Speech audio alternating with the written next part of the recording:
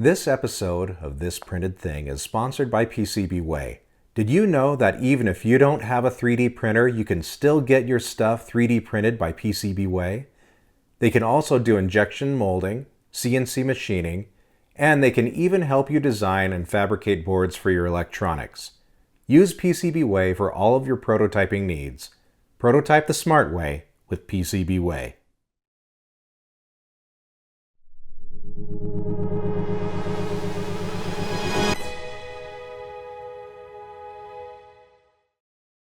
Hey YouTube! To all my subscribers, season's greetings. To those of you who are not subscribers, well, season's greetings to you too, but subscribe already. As many of you already know, I have a Patreon page where subscribers can gain access to all the creations that I have created for 3D printing. A lot of these creations I make in an application called Nomad Sculpt that I use on my iPad Pro. And there have been some of you that have asked me to give a tutorial on how to use Nomad Sculpt, and I apologize that I've not done that yet, but that's what we're here to do today. So let's get into it. So here we are in Nomad Sculpt. I'm using this on my iPad Pro. It is also available for Android. I like it on the iPad because it lets me make use of the Apple Pencil. Android has options as well for a pencil, but it's probably more optimal to use it on an iPad. Unfortunately, there's not a Windows or Mac version that you can use without some Tom trickery to make that happen.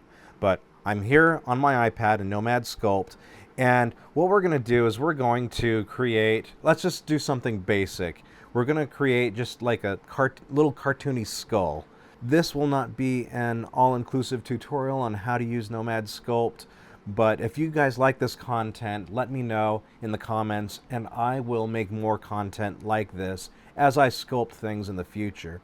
Now, some may think that, well, I'm not very good with software, with making 3D objects in applications like this, and to that I would say, well, I realize I may be oversimplifying this, but you're just working with basic shapes, just like you would be if you were modeling something out of clay in the real world. The only difference is here you have to know how to use the tools in the software. Those tools are here at the right side of your screen, as well as sprinkled in other parts of the application, some of which will go over here in a basic format. The first thing I like to do when I start a new project in Nomad Sculpt is you end up with this sphere. I like to tap this icon here at the top left where it shows me all of the objects in my scene. I just delete that because the sphere that Nomad puts in your scene by default is not optimized for as far as memory usage and polygons and all that. So we're going to create a new sphere. So I'm going to click Add Sphere. And now we have a new one. And you can see that its polygon count is probably lower. It's a little bit lower resolution. Just makes it easier to work with. If you need a higher resolution, you can change all of that after you've done your edits here in Nomad Sculpt. Now you'll notice here that it's on a grid. I like to use a grid just to know where I am in 3D space. You can turn the grid off if you like by tapping this button down here at the bottom left. If I tap that, it turns the grid off. But I like to use the grid, and what I also like to do is move my things above the grid just so I know where they are and they don't have this grid going through them. So over here at the top right, I have my gizmo. I'm going to tap that, and what that does is it brings up this tool that allows me to grab these arrows and move things around in 3D space, turn them, etc. So I'm going to grab this light green arrow and with my pencil and just drag it up above this grid. Now I'm not necessarily using this grid as a floor per se. I'm really just using it to kind of give me a perspective of where things are in my 3D space. But our sphere is now above the grid, and we're going to model this sphere into just a little cartoony skull, like I said before. You'll notice here at the top right, there's this thing that spins around as you move things around. And this allows you to, if I tap on the front, it turns things so that I know I'm looking at the front. If I tap on right, it turns things so that I know I'm looking directly at the right side of my sphere. So just know that when I tap up here and things just kind of jerk to one side, that's what's going on. It just allows you to look at things from a certain side straight on and know that you're looking at it straight on at a 90-degree angle. So the first thing I'm going to do with this sphere that we've created after moving it above my floor is I'm going to validate it. When you create an object up here, regardless of what shape it is, it gives you this unvalidated object. And that's just kind of bringing it into the 3D space, but not allowing you to do much with it other than position it and size it, etc. But once you tap validate right here at the top, that makes it so that you can now access all of these tools at the right side. And these tools allow you to shape your object, make edits, etc. So I'm going to grab my move tool, which is here at the right. When I do that, it turns off the gizmo, and now I'm using the move tool. All of these tools have a different function, so best thing I can recommend is just kind of going through the tools and seeing what they do, playing with them. You're not going to hurt anything, obviously, if you're just messing around with a basic object. Just play with the tools, see what they do. So I'm going to use move, and what move does is it allows me to touch an object and just kind of shape it where I touch it based on where I drag my pencil. So I did that just to show you. I'm going to undo that so we get back to our sphere. And one thing you want to make sure you have turned on up here at the top left, this sim, that stands for symmetry. What that means is that if I touch an object here, you'll notice it has a corresponding dot on the other side of the sphere where I touch it. And if I make a change, it does that same change to the other side. If I were to turn symmetry off and do that, it would only make my edits or my sculptings where I touch it, not on any other side. So I'm going to undo that, turn symmetry back on, and we're going to kind of turn our sphere a little bit, and we're going to make a skull, like I said before.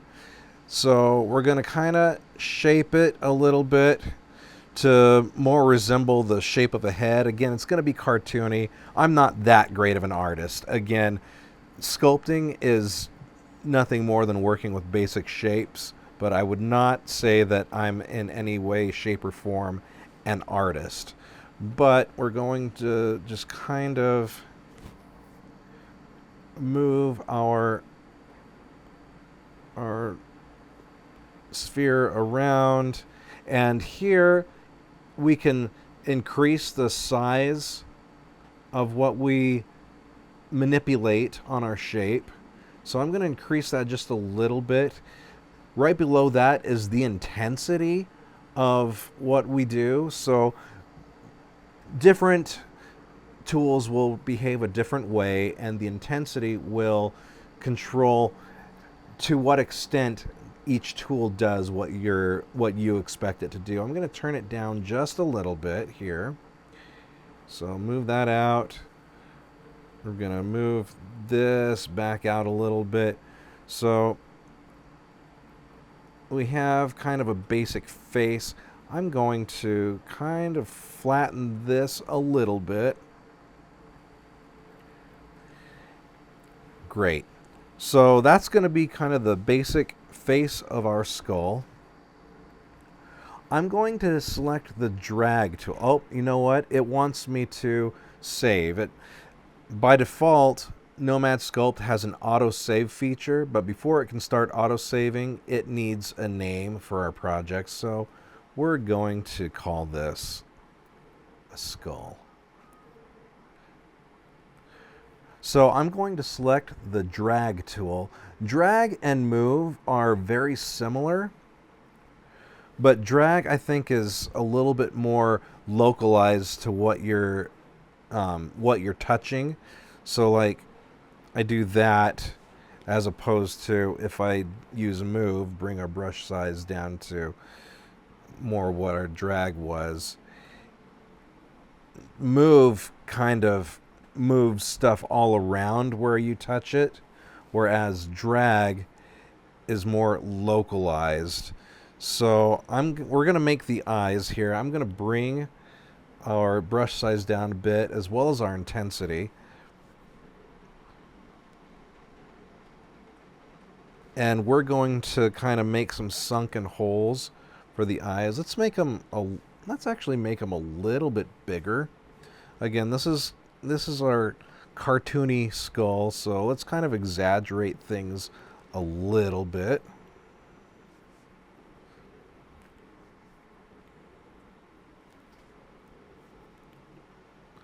And just kind of move it around and play with the shape.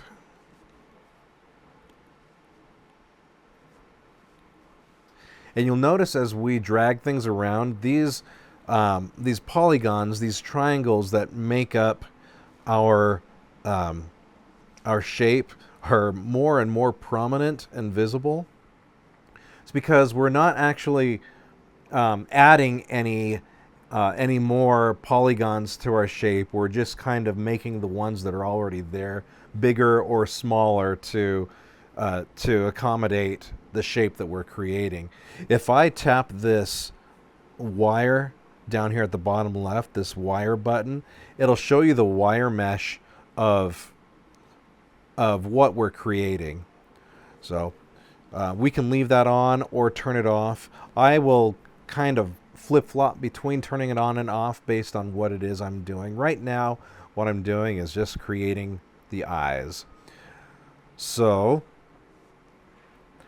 I'm going to leave it just like that. I'm going to come up here to the top left and this little blocky icon here. I'm going to do a voxel remeshing, and what that'll do, this resolution, if I drag that, you can see the squares. That'll show me what the resolution will be when I do a voxel remeshing. I like to stay around. I'm on an iPad Pro, so it has quite a bit of memory and a really powerful processor, which allow me to keep things a little bit high as far as resolution goes. If you're on an older iPad, this is something you're going to have to kind of tinker with, because an older iPad may struggle a little bit both with processing power and the available memory. When I say memory, I'm talking about RAM, not storage, for processing. But I like to keep things around 300 to start. So I've raised it here to just over 300. And I could tap right here and put in exactly 300. I don't need to be that exact right now. So I'm going to tap Remesh here. Tap OK. So you'll notice that it doesn't look like it's changed, but if I tap the wire button down here, you'll see that it actually has changed. It just hasn't actually smoothened out anything. So what we can do is we can use the smooth tool over here at the left. That tool also exists over here at the right, but it'll always be over the left. At the right, you may be scrolling through tools, but over here at the left, by default, it's always here. So I'm just going to give that a tap, and I'll go ahead and keep my brush fairly large, keep the intensity fairly high, but as I run my pencil all over my object here, it kind of smoothens things out. What smooth does is it takes the average shape of all the pixels or all of the polygons around where you're touching, and it kind of flattens them out, evens them out. And you'll notice that as I move my pencil around on my object, there's another little dot on the other side that moves around as well. It's because, again, I have symmetry turned on. So I really didn't need to do this right now, but I wanted to show you guys what it does. So we've got the eyes. I'm going to create some teeth here for the upper jaw.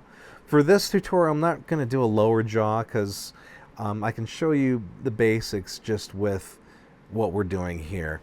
So again, I'm going to grab the drag tool. I'm going to kind of make my brush size a little bit smaller. I'm going to keep the intensity fairly high. And I'm just going to drag the front of it out here. Maybe at the bottom as well. But we're going to drag the front out, and we're going to make some little cartoony teeth for our skull.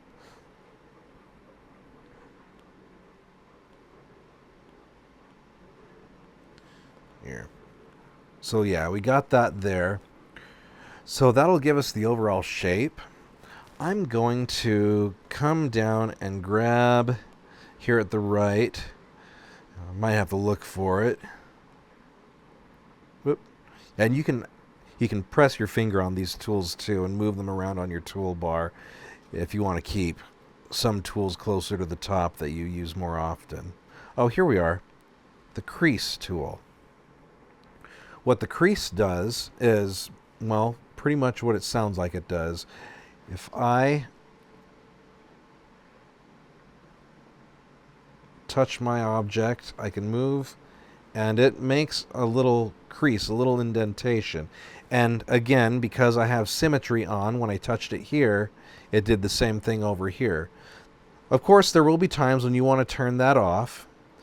And I'm going to turn off our grid for right now since we're working with the bottom of our model.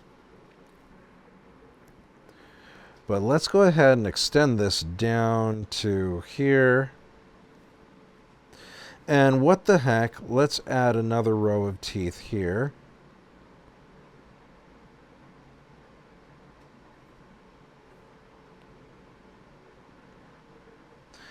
And I'm not so concerned with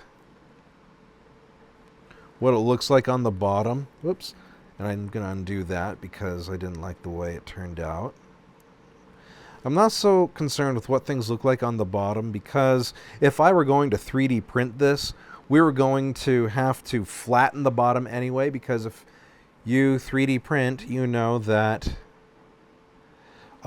you need the bottom of your model flat so that it goes down well on the print bed. So I'm just going to kind of refine our creases here.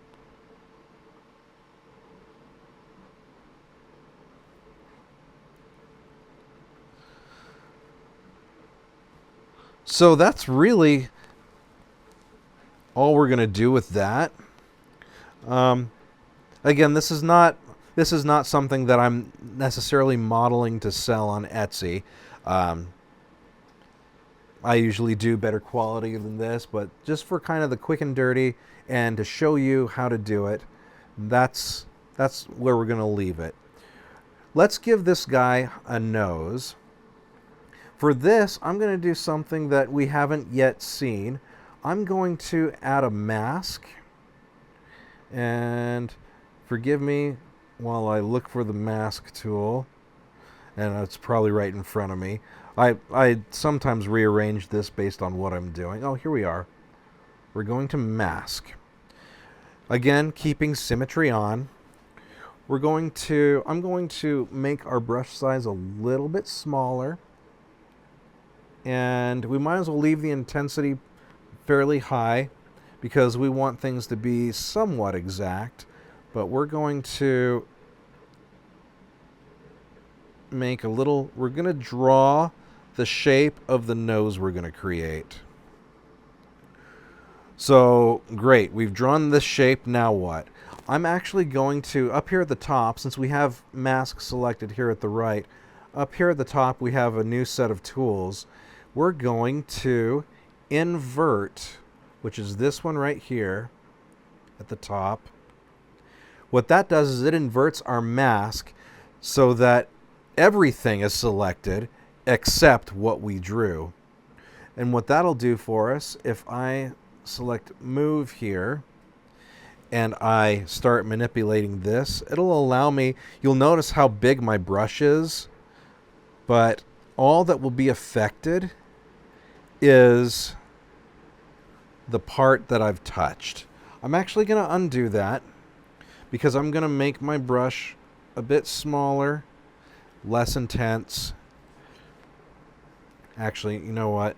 I'm going to keep it large, but we're going to decrease the intensity just so we have a little bit more finesse, a little bit more control. And we're going to move it in just a little bit. So this is going to be our nose. Move it in a little bit more here at the top and at the bottom.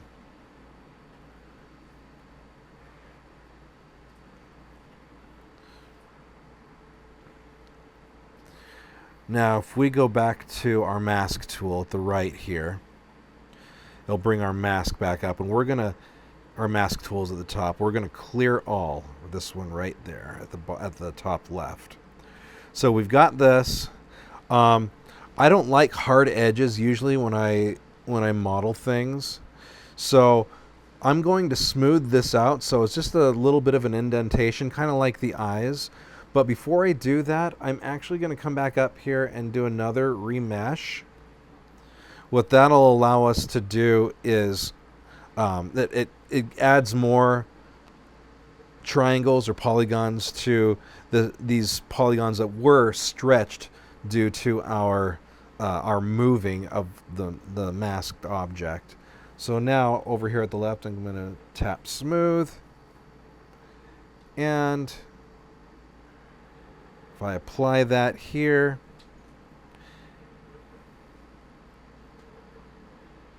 and you'll see it just kind of averages out the geometry of where we're applying it.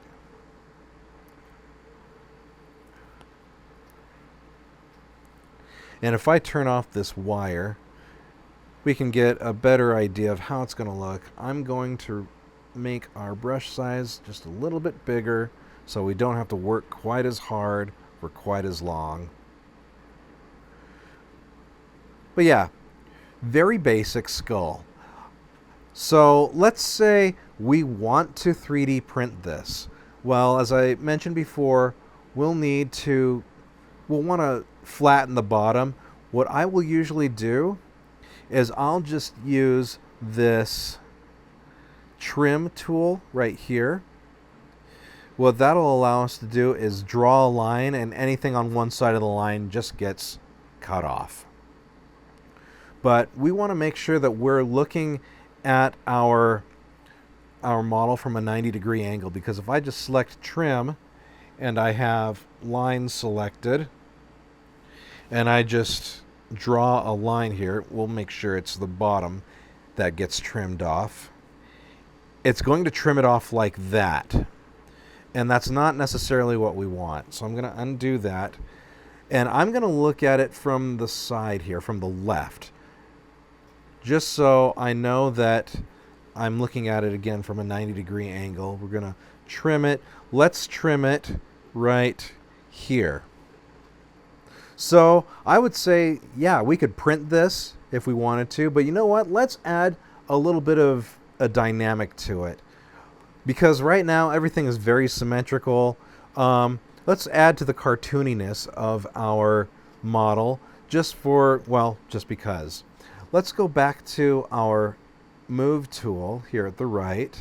I'm going to turn symmetry off, and let's just kind of add a little bit of a tweak to one of these eyes just to give it a little bit of asymmetry here. I'm going to kind of make, maybe not so small, about there. So we've got our move tool selected. I'm just going to kind of move this down a little bit. Let's give him kind of a facial expression, even though it's just a skull. And then we'll do the same thing over here, except we'll kind of move it up. And this is a case where maybe the drag tool might be a better option.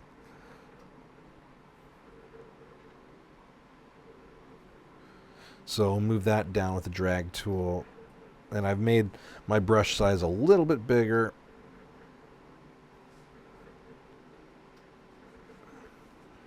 So yeah, there you go.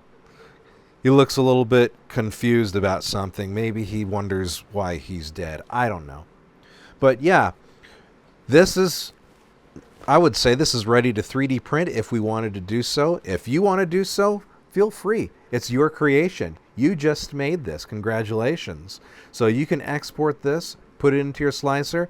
It's got a nice flat bottom, and you can print this on your 3D printer. There aren't any real hard angles that would cause any overhangs. And yeah, have fun. Enjoy it. So I hope this helps you get started with Nomad Sculpt if it's something that you've wanted to try doing. Again, if you'd like access to models that I've created for 3D printing, feel free to join us on Patreon. We try to add models every month for your enjoyment. As a paid subscriber to us on Patreon, you gain commercial license to sell 3D printed models of these in your stores if you so desire. So that does it for this video. Now you're enabled to 3D sculpt things before you fire up those 3D printers and make something awesome.